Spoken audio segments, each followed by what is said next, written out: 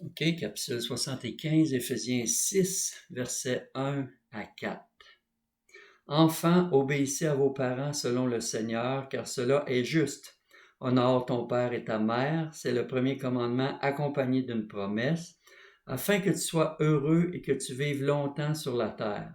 Et vous, pères, n'héritez pas vos enfants, mais élevez-les en les corrigeant et en les avertissant selon le Seigneur.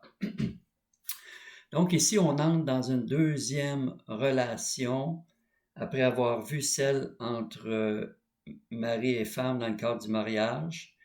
On entre dans une deuxième relation qui est là pour prouver ce qu'on a vu au chapitre 5, verset 15, de quelqu'un qui veille avec soin sur sa conduite, non comme des fous, mais comme des sages, ou au verset 17, qui ne sont pas sans intelligence, mais qui comprennent la volonté du Seigneur, ou encore au verset 18, où il était dit d'être rempli par l'Esprit, et enfin au verset 21, qui disait « Soumettez-vous les uns aux autres dans la crainte de Christ ».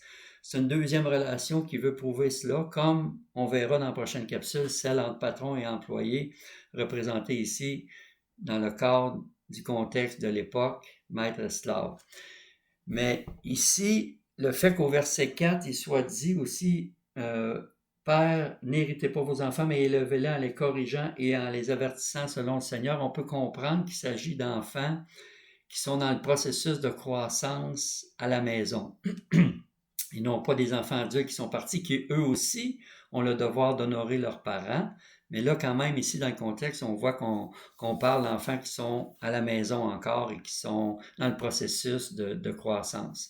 Et pourquoi c'est important ce qui est dit ici? Bien, parce que la condition de la société, au fond, dépend de l'éducation des enfants, puis l'éducation des enfants, bien, dépend de leur obéissance. Parce que l'obéissance, c'est ce qui favorise l'autodiscipline, qui entraîne une stabilité au niveau personnel ainsi qu'au niveau social. C'est pour ça que c'est important d'apprendre à l'enfant à faire la différence entre ce qui est juste et injuste selon le Seigneur, pas selon d'autres philosophies ou mouvements, comme par exemple le mouvement LGBTQ qui cherche à noyer l'identité sexuelle des enfants dans un mensonge par rapport à la parole de Dieu. Et les gens qui font ça au grand risque et péril de leur vie, ceux qui propagent ces philosophies-là. Parce que Jésus a dit dans Matthieu 18, on lit à partir du verset 5, quiconque reçoit en mon nom un petit enfant comme celui-ci me reçoit moi-même. Mais si quelqu'un était une occasion de chute pour un de ces petits qui croient en moi, il serait avantageux pour lui qu'on suspende à son cou une meule de moulin et qu'on le noie au fond de la mer. Malheur au monde à cause des occasions de chute, car il est inévitable qu'il se produise des occasions de chute, mais malheur à l'homme par qui elles se produisent. Si ta main ou ton pied est pour toi une occasion de chute, coupe-le et jette-le loin de toi. Mieux vaut pour toi entrer dans la vie manchot ou boiteux que d'avoir 2 pieds ou 2 mains et d'être jeté dans le feu éternel. Alors, Jésus dit, serait mieux que quelqu'un se mette une meule et se noie lui-même que de noyer un enfant dans le mensonge, par exemple, comme le mensonge LGBTQ+, et le mensonge de la théorie des genres qui veut nous faire croire qu'on n'a plus de genre aujourd'hui, que tu peux aussi bien être un petit gars dans un corps de femme ou une petite fille dans un corps d'homme.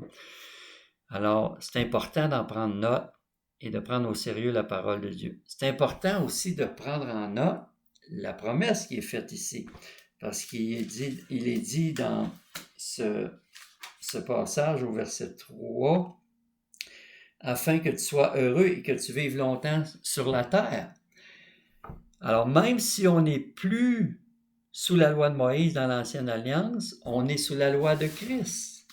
Car Paul lui-même a dit dans 1 Corinthiens 9, 21, « J'ai été sans loi avec ceux qui sont sans loi, pour gagner ceux qui sont sans loi, quoique je ne sois pas moi-même sans loi de Dieu, étant sous la loi de Christ. » Alors Paul se disait sous la loi de Christ. Et pourquoi c'est important ça? Bien parce que Paul a aussi prêché ceci dans 2 Corinthiens 1, verset 18. « Aussi vrai que Dieu est fidèle, la parole que nous vous avons adressée n'a pas été oui et non, car le Fils de Dieu, Jésus-Christ, qui a été prêché par nous au milieu de vous n'a pas été oui et non, mais c'est oui qui a été en lui, car pour ce qui concerne toutes les promesses de Dieu, c'est en lui qu'est le oui. Donc, cette promesse ici, pour les enfants à qui il est dit, afin que tu sois heureux et que tu vives longtemps sur la terre, même si c'est une promesse qui a été faite sous la loi de Moïse à l'ancienne Israël, dans l'ancienne alliance, elle a été universalisée, cette promesse-là, en Christ, sous la nouvelle alliance. C'est pourquoi on a commencé l'épître en disant « Béni soit Dieu, le Dieu et Père de notre Seigneur Jésus-Christ, qui nous a bénis de toute bénédiction spirituelle dans les lieux célestes en Jésus-Christ. » Et autre chose, Paul dit par exemple dans Romains 3, 27, « Où donc est le sujet de se glorifier? Il est exclu par quelle loi? Par la loi des œuvres? Non, mais par la loi de la foi. » Donc, il y a quand même une loi. On n'est pas sous la loi de l'Ancienne Alliance, mais on est sous une loi, la loi de la foi, sans laquelle il est impossible de plaire à Dieu. Il est impossible de plaire à Dieu sans la foi. Donc, c'est une loi qui gère le royaume de Dieu et on a à se conformer, à s'ajuster avec cette loi-là. Alors, on voit donc l'importance d'apprendre à l'enfant à aimer la volonté de Dieu, c'est-à-dire à apprendre ce qui est juste. Et parlant de loi, justement, une des lois qu'on doit lui apprendre, c'est la loi de l'esprit de vie en Jésus-Christ. Romains chapitre 8, verset 2 dit cela, qu'on n'est plus sous la loi ancienne, mais sous la loi de l'esprit de vie en Jésus-Christ. C'est quoi cette loi-là? Mais Paul va dire aux Galates, au chapitre 6, 7 et 8, que celui qui sème pour sa chair moissonnera de sa chair la corruption, mais celui qui sème pour l'esprit moissonnera de l'esprit la vie éternelle. C'est pour ça qu'il dit au chapitre 5, verset 16 des Galates, marchez selon l'esprit et vous n'accomplirez pas les désirs de la chair. Maintenant, Paul lui-même nous révèle c'est quoi le cœur d'un parent chrétien. Dans la première épître aux Thessaloniciens, première épître aux Thessaloniciens et au chapitre 2, versets 7 et 8, voici ce que Paul dit en ce qui concerne le cœur d'une mère. Mais nous avons été pleins de douceur au milieu de vous, comme une mère prend soin de ses enfants. Nous aurions voulu, dans notre tendresse pour vous, vous donner non seulement l'évangile de Dieu, mais encore nos propres vies, tant vous nous étiez devenus chers. Mais vois-tu, un cœur de mère veut donner l'évangile à ses enfants et sa propre vie. Puis ensuite, parlant des pères, même chapitre, versets 11 et 12, il dit, vous savez aussi que nous avons été pour chacun de vous ce qu'un père est pour ses enfants. Nous vous avons exhorté, consolé, adjuré de marcher d'une manière digne de Dieu, qui vous appelle à son royaume et à sa gloire. Donc, le but de l'éducation, c'est pas, comme on le voit là, de briser la volonté de l'enfant, mais de le fortifier en l'éduquant, en l'instruisant, en lui apprenant à être maître de lui-même. Alors, le but, c'est jamais une obéissance servile, mais de cœur.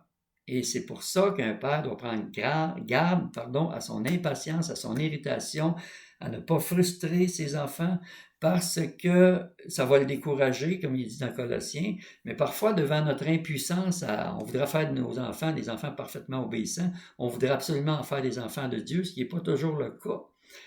Et on peut devenir impatient à cause de ça et frustrer nos enfants, mais le choix, en dernière analyse, de devenir même enfant de Dieu, c'est un choix de l'enfant suite à la conviction de l'esprit. Mais nous, on a à faire notre possible comme père pour éduquer et instruire nos enfants. Et c'est une chose importante à se rappeler, c'est que le manque de discipline d'encadrement va frustrer et irriter un enfant autant qu'une discipline exagérée qui est dure et trop sévère. Il y a certains pères qui corrigent leurs enfants sans les instruire, d'autres qui les instruisent sans les corriger, mais ni la permissivité ni la dureté ne vont aider à atteindre le but parce que les deux vont irriter les enfants qui ont besoin d'encadrement parce qu'ils ont besoin de savoir où sont les limites, mais ils ont besoin d'être instruits du pourquoi des limites. Et dans l'Ancien Testament, on a des exemples d'éducation qui ont été manqués. Par exemple, Élie, le souverain sacrificateur, pas le prophète Élie, mais le souverain sacrificateur a complètement manqué avec ses fils. David a complètement manqué avec ses fils. Et comme le dit un livre moderne, un père manquant, fils manqué. Et c'est ce qui est arrivé dans le cas d'Élie et de David. Ils ont été manquants comme père, ils ont manqué à leur tâche, puis leurs fils ont été manqués aussi. Alors, c'est pour ça que la prière de Paul au chapitre 3 est tellement importante lorsqu'il dit « Je fléchis les genoux devant le Père de qui toute famille, dans les cieux sur la terre, c'est son nom, le Père de toute famille. » parce qu'on doit faire quotidiennement cette prière-là, ou en tout cas de façon fréquente pour nos enfants, nos familles, parce que notre paternité doit être d'après le modèle de la paternité de Dieu, qui veut le meilleur pour les enfants. C'est pour ça que le passage termine, Éphésiens 3:20, en disant « À celui qui peut faire par la puissance qui agit en vous, infiniment au-delà de tout ce qu'on peut demander ou penser. » Parce que c'est la volonté de Dieu de nous donner le meilleur. Et nous aussi, c'est ce qu'on veut pour nos enfants. Alors c'est pourquoi on se modèle sur la paternité de Dieu.